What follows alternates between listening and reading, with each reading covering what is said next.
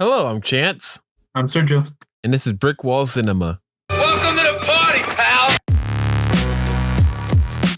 Oh my god! That's your home! Are you too good for your home? Answer me!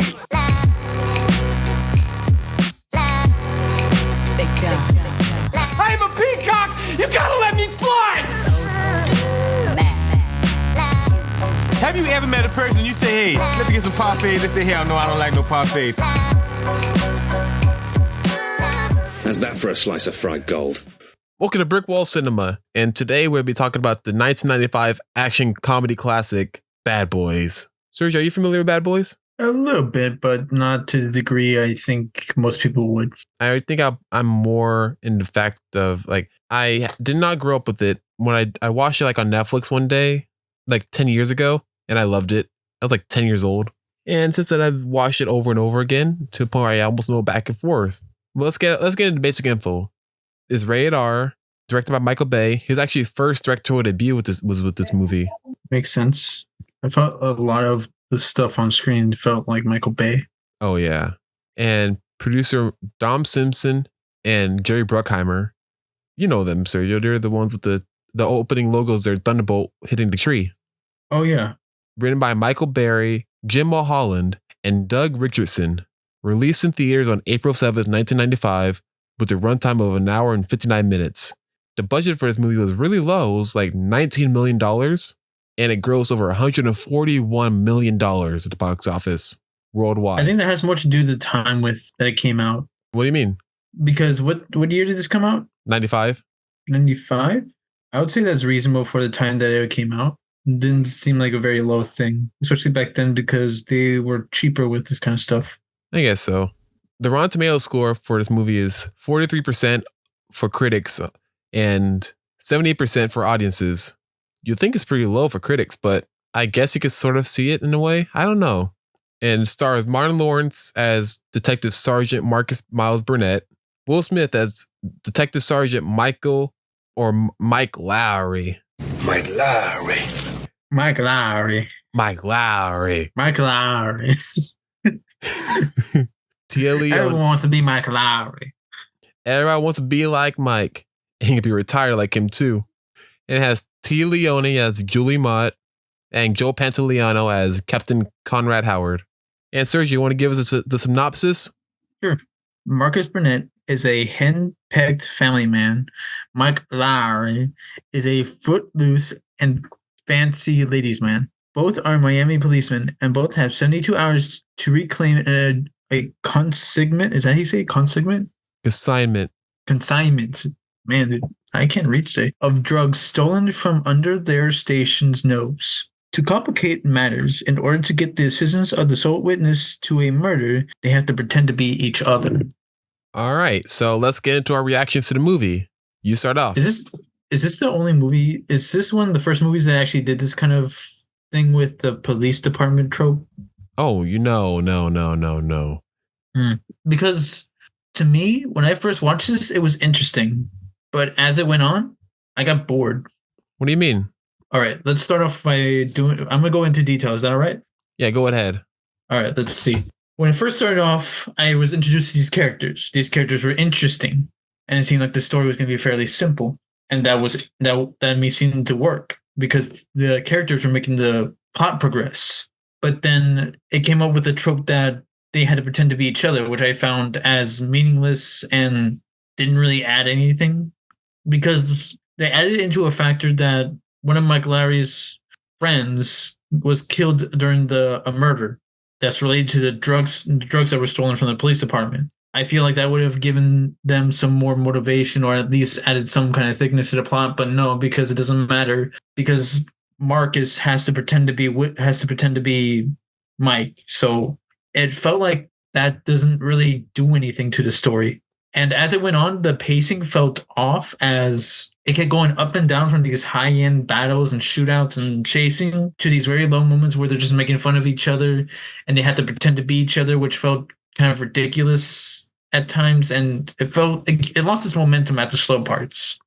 Right. I honestly agree with you because that whole subplot of them how to be themselves there's ways around it to where you can actually have it to where it makes sense or not complicate things further. Like, for example, when Marcus goes home after dropping off Julie at Mike's house while thinking that it's still him, his wife gets mad at him for taking his wedding ring off, which makes sense. But then at that point is where you tell your wife, honey, I'm undercover. Mike wasn't in the precinct. He was somewhere else. And we had a witness that would only talk to Michael Lowry. And I was the only one there. So I had to pretend to be him when I'm around him. So I need to have my wedding ring off. He did say that. He said that he was undercover, but his wife just wouldn't hear it. So he kept trying to explain to her, trying to calm her down. Which, like we said before, it feels it's overcomplicating stuff that shouldn't be this complicated. Right. It's only doing it for humor reasons. That's why. Yeah. Even with Mike seeing Julie's character for the first time in his house, I thought that was funny because you need a scene like that. True, but they had lots of scenes like that. And also, one thing I want to go over as we're seeing the trailer right now in the background is the unnecessary how long the slow motion scenes are. They feel overplayed, that it's just being done for runtime. What slow motion? Honestly, I didn't remember that much slow motion in this movie. Do you remember at the end when Mike says freeze? Yeah. Oh, yeah. Freeze! Yeah. And then it's still going. And he's just like, freeze! Still going. Everybody clap your hands. We should have that sound alert. Why? What chance are we getting? You need to use that. No, but it's fun to have a bunch of different sound alerts during each one. It gives it spice. We need spiciness. All right, spiciness. That's the word. Okay. Well, we need something. Fine, we'll add it then. He never did. Well, anyways, back to the movie. What else did you want to talk about? I thought that it was really cool because from other buddy cop movies that I can remember off the top of my head, Lethal Weapon, Beverly Hills Cop, others, Wait, hang on. Beverly Hills Cop is a buddy cop movie? I mean, kind of. So not really, because though it's just The two cops that he him by works, himself. the two cops he works with when he goes to Beverly Hills. But they don't really work with him, and the whole reason why they don't like each other is not part of the buddy cop trope. It's just because they don't know he's a cop. Okay. Well, take back Lethal Weapon, Turner and Hooch, Rush Hour, buddy cop movies where they first meet each other and still getting used to each other. But with this one, but in this one, yeah, they already met each other. They already have a relationship. yeah, which I like that aspect a little bit more because it even makes it cool in the opening of the movie. Because if imagine not seeing any trailers for this movie and seeing the tagline "Bad Boys, what you gonna do?" when you see Marcus and Mike driving a car, arguing with each other, and coming across bad guys are about to shoot him and kill him. You don't think they're cops yet, so you're just seeing them get pulled over, like, oh, it's about to go down. But then you see him knocking him on the ground, saying, "There you go, Passenger 57, Wesley Snipes." You know what this reminds me of? What? It kind of reminds me of Ride Along. How? Well, instead of them both being funny and both being equally like hard cops, you remember the opening to Ride Along where Ice Cube's just driving around in this really big truck and then drives through a wall of fire to get the guy? Yeah. That's how it reminds me of. It feels like that kind of opening. Okay, I don't personally see it, but I'm just gonna say, I take back. I do see it. You're right.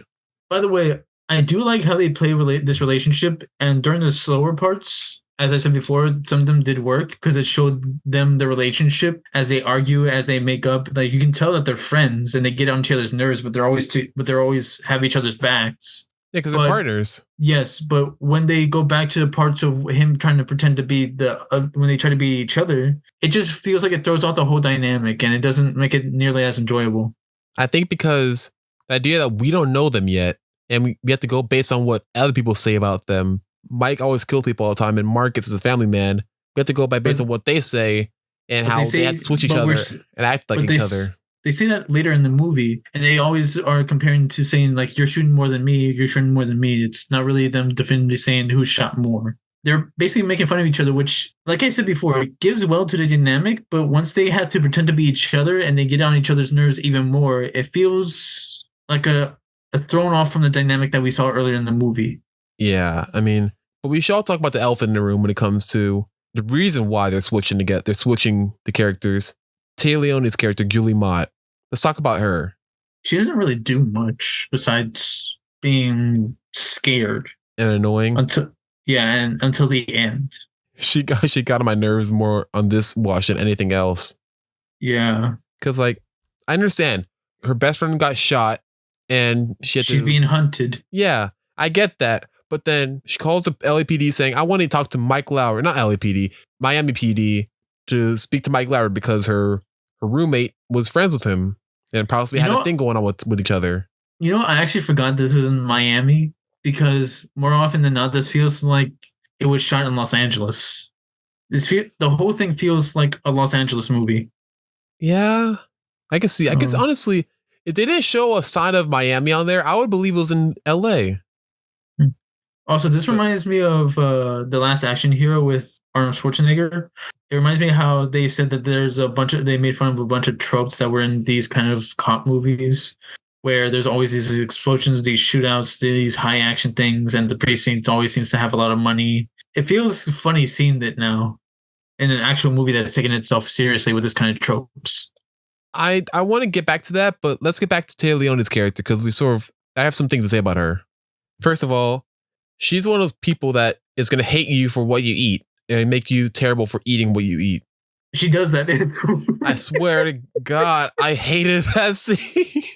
Oh my god! You're eating flesh, right? I don't eat flesh. I don't eat pickles too. There's a pickle here. Can I eat the pickle? I mean, there's like a lot of salt.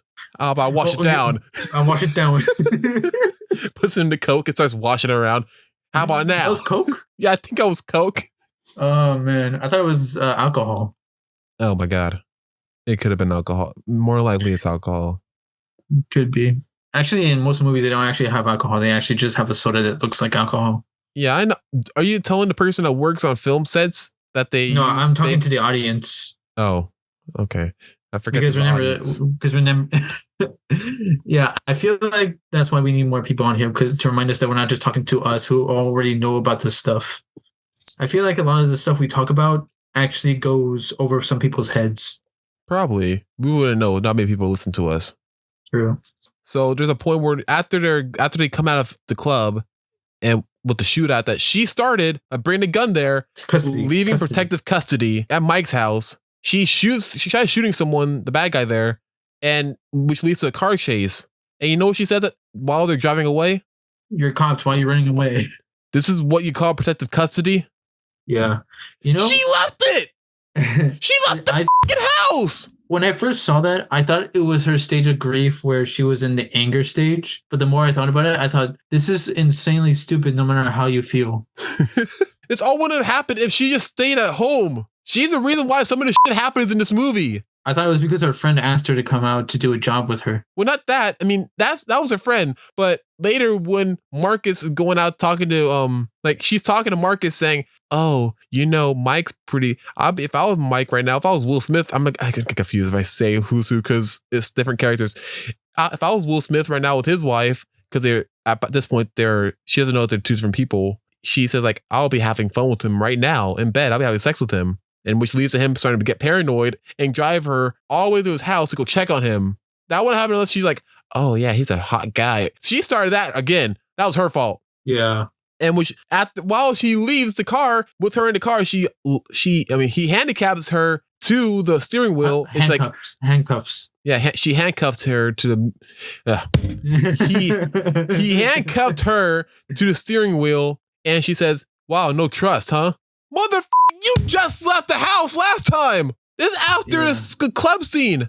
All right, just to summarize her character, she is insanely contradictory and very annoying. Doesn't make any sense to actually have her around in anything else besides the house. Yes. I think they were trying to do a romance with Julie and Mike at the end of the movie with Marcus handcuffing them together. Oh, yeah, I thought that too, but they have no chemistry. Yeah, I don't think they have a line of dialogue with each other either. No, she has more chemistry. She has more dialogue with Marcus than Mike in the entire film. Yeah. I thought that would be a bigger thing because you see them, the poster is all three of them walking and everything. But she does nothing throughout the entire movie. She does nothing except sit in the car. She sits more in this movie than anyone else in this whole entire movie. Also, I feel that Will Smith was mostly used for fan service because there's this whole scene of him chasing them with his shirt open. You know he didn't want to do that? Makes sense. He said he looked like he was angry the entire time. Yeah. All right. So, do you have anything else to say? Any other notes? Nah, this movie was pretty bare bones compared to most movies today, as there's just a lot of stuff happening, but it's all kept very simple. But there is one thing I want to say. I did kind of like how in most cop movies or buddy cop movies, the chief is always on the main characters, like breathing down their neck, trying to tell them to get to work, do their job, and always getting mad at them. Whereas in this one, he actually says, "You guys are my best cops. I want you guys on this case. Just do what you do, but try to do it as quickly as possible." And then it leads up to him getting more angry with them as more and more things go wrong. So in this one, he actually has a reason to be kind of stuck up and be mad at them. Whereas in most other movies, I usually just see the chief of police being mad at them for no reason, just because they're the main characters. Right. It's honestly, I like the captain in this. Even though he's an angry cop, angry captain, a typical angry captain that's in every one of the cop movies. He's not as angry. He doesn't start off that way. Yeah, it seems more like, hey guys, you know what? It sucks that you guys. This is your bust. It's a huge bust and it's gone. It's your guys' mission. You guys fix it, okay? And I am getting pissed, but those guys over there are saying they're going to cut us down, and I'm not listening to them. You go do what you got to do. He gives a reason. There's more depth to his character than just being an angry face for them. Right. And also we know more about him than just being angry. Like he plays basketball badly. And he always has a cigar in his mouth. Right. I think that's about it. Is it? Yeah, let's give our rating. All right. I'll give it a 4.5 out of 5. I still love this movie. It's fun. And it's something you can put on any time of the day. It's not heavy. It's just a fun watch to watch, I guess. And it's interesting to see the beginning of Skynet or Michael Bay. I should rephrase that. You know what I mean? Before he goes crazy, Michael Bay. Actually, he does go crazy in the final fight of the movie, because that's where you can see the actual Michael Bay, because there's a whole lot of action, a whole lot of explosions. So I can definitely see it. And what about you, Sergio? My ratings are actually lower. I did enjoy it. I just wanted to let you know I did enjoy this, but the pacing just kind of screwed it up for me. So I'm gonna give this a 3 out of 4. A 3 out of 4. Okay. It's 3 out of 5. 3 out of 5. Sorry, my bad. 3 out of 5. Let me clarify that. Okay, 3 out of 5 for you. You know what? One more thing, because we're about to go into trivia right now, but I want to say one more thing. My favorite scene, I don't know, my favorite line dialogue in the whole movie. I have a couple of them, but one thing that kept me laughing throughout the whole time, even think about it now, is when Marcus is making fun of Mike Lowry for being a rich trust fund kid. And he's like, You don't know anything about my past, because don't say anything, because I'm the first one to get in and the last one to get out. So fuck you and fuck them. And he's like, hey man, I'm sorry. Fuck you, Marcus. Driving slow like a little bitch. You know, this feels exactly how we talk when we get angry at each other in the car. Oh yeah. But I'm the one that's saying fuck you while I'm driving. True. And then we just start ending by singing. Also, one other thing, the way they sing Bad Boys, I don't know, it always rubbed me the wrong way how they sing it, because they always sing it so slow. Bad boys, what you gonna do? What you gonna do when they come? I thought it was because of their pitch. They just didn't sing it as well as the original theme song from Cops. Cops didn't come out before this, Sergio. Huh? Cops came out after this. Oh, okay. Is this where the theme song came from? I think it was already out. Wait, nope, I was wrong. Cops came out in 1989. Oh, all right. Well, I guess it got from there then. Who's the band that sings it, by the way? Who sings it? Because I always thought about it, but I never really paid attention to it. Inner Circle. Oh, interesting. So let's go into trivia. So we already said it's the directorial debut of Michael Bay, but do you know that he used to do TV commercials before this and music videos? Makes sense. Yeah, he did a famous Got Milk commercial about how there's a guy eating a peanut butter sandwich. He's listening to a radio and it's saying, who shot Aaron Burr? And he's like a historian. You can tell like there's a lot of old stuff about who shot Aaron Burr and stuff like that. I mean, who shot Alexander Hamilton? And he's like, he can't speak because he's all out of milk. And like, call your guy reading in less than 5 seconds. And he's like rushing to find milk and he can't find it. And it's like, because he found like, oh, I found the phone. Aaron Burr. Because his mouth's full of peanut butter. What's the name of this commercial? I think it's called Aaron Burr Got Milk. Hold on, I'm gonna show you real quick. Who shot Alexander Hamilton in that famous duel? All right, let's go to the phones and see who's out there. Hello, Who Excuse me? I'm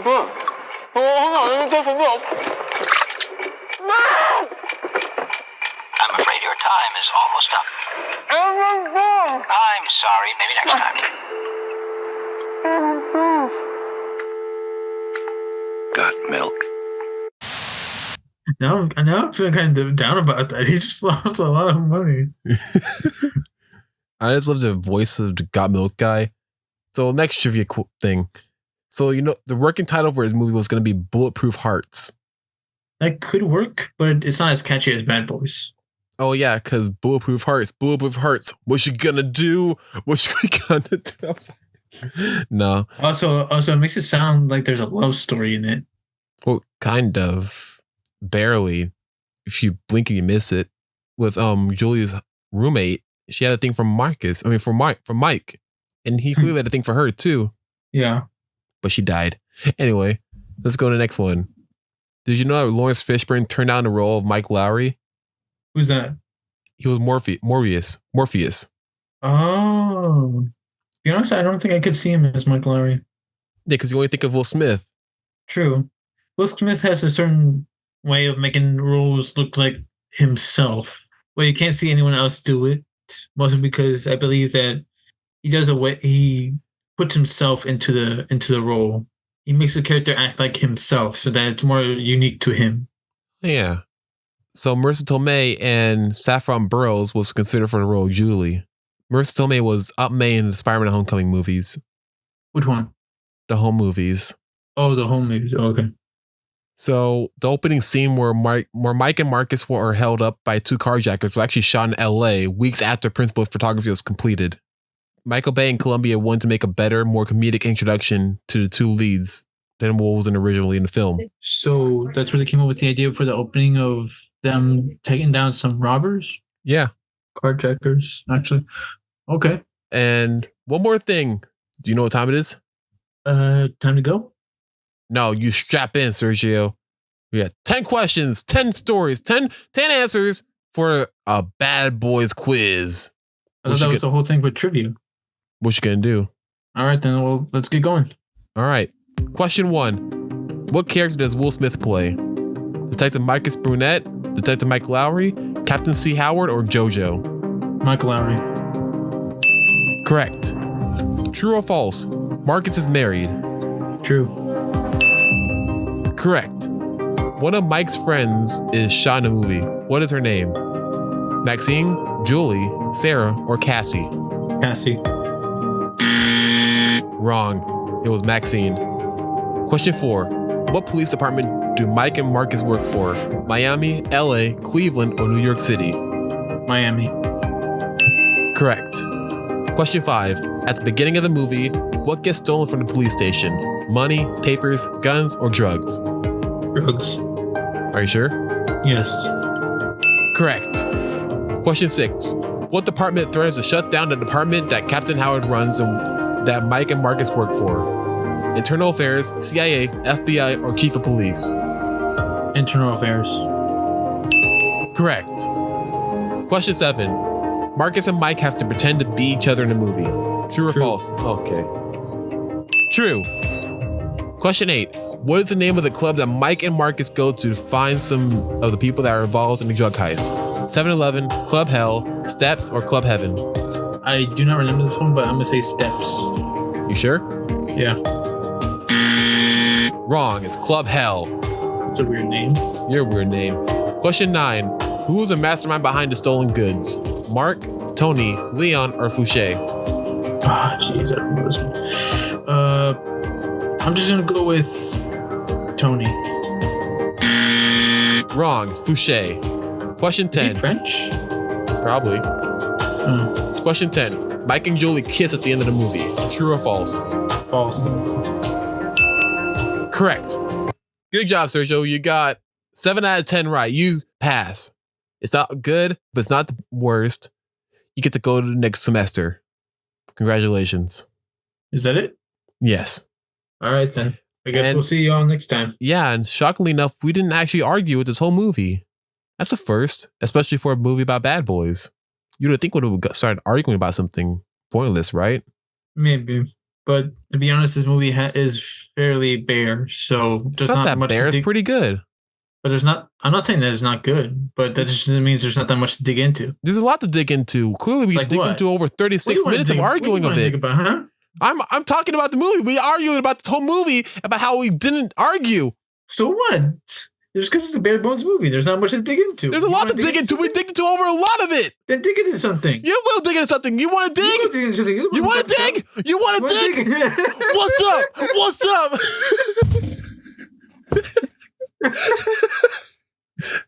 There we go. I'm Chance. I'm Sergio. Have a cinematic day.